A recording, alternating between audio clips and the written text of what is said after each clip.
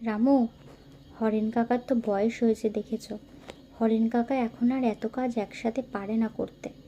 দেখো তো তুমি যদি হরেন কাকাকে সাহায্য করার মতন কাউকে পাও কি না। ঠিক আছে গিন্নিমা, আমি দেখছি, কাউকে যদি পাওয়া যায় অবশ্যই বলবো। আরে যোগেশ ভাই, কেমন আছো তুমি? অনেকদিন পর তোমার সাথে দেখা হলো। তুমি কি এ গায়ে ছিলে না নাকি এতদিন? দেখিনি তো তোমায়। যোগেশ ভাই, আমাকে একটা সাহায্য করতে হবে। আমাদের জমিদার বাড়িতে একটা কাজের ছেলের খুব প্রয়োজন।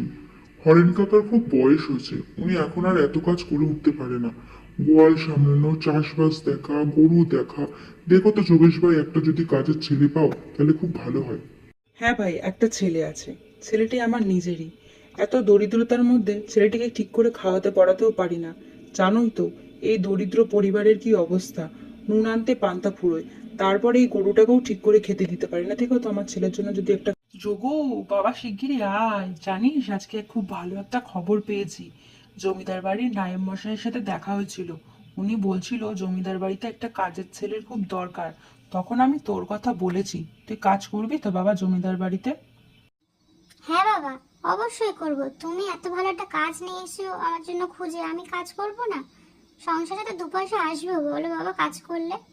এই, এটাই তো সেই জমিদার বাড়ি। এই কথাই তো বাবা বলেছিল, চাই ভিতরে গিয়ে দেখি। তুমি সে যোগেশ ভাইয়ের ছেলে? কি নাম তোমার? আমার নাম যোগু। বাবা আমাকে যোগু বলে ডাকে। আমি শুনেছি বাবার কাছে আমি রথের দিন হয়েছিলাম বলে বাবা আমার নাম যোগু দিয়েছে। বাহ, খুব ভালো নাম যোগু। তুমি সব কাজ করতে পারবে তো যোগু? আমাদের এখানে কিন্তু অনেক কাজ। গরু দেখতে হবে, চাষের জমিতে গরুকে ধান খাওয়াতে নিয়ে যেতে হবে, রান্না করতে হবে, ঠাকুর সেবা দিতে হবে।